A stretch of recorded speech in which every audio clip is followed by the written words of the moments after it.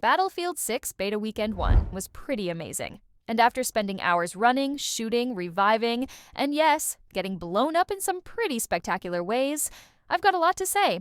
From the amazing moments that made me think, yep, Battlefield is back, to a couple of things that, well, didn't quite sit right with me. Everything looked amazing. Well, almost everything.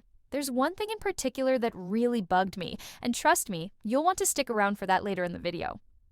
Let's kick things off with the maps we got to play. Siege of Cairo, Liberation Peak, and Iberian Offensive.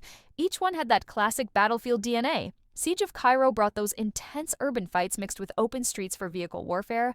Liberation Peak felt like a vertical playground where every rooftop and cliffside mattered, and Iberian Offensive had a great mix of wide-open flanking routes and brutal choke points. The destructible cover across all three maps really changed the momentum mid-match, which I loved. Speaking of which, the modes we got to try were Domination, Conquest, King of the Hill, Breakthrough, and Closed Weapon Conquest.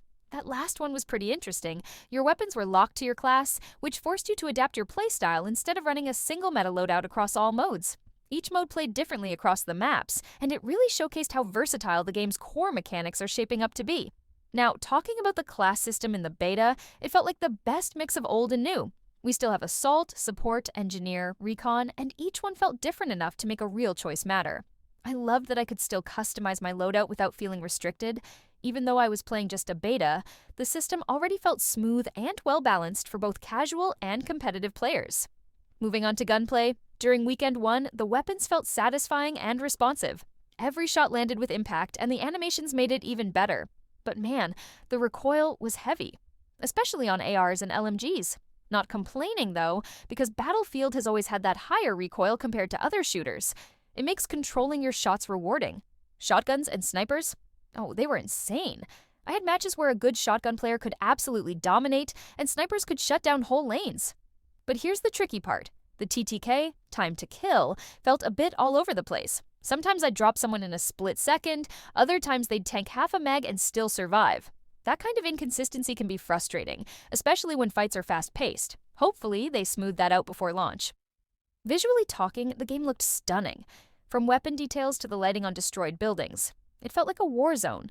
But I also noticed the colors felt muted, almost like there's no real pop.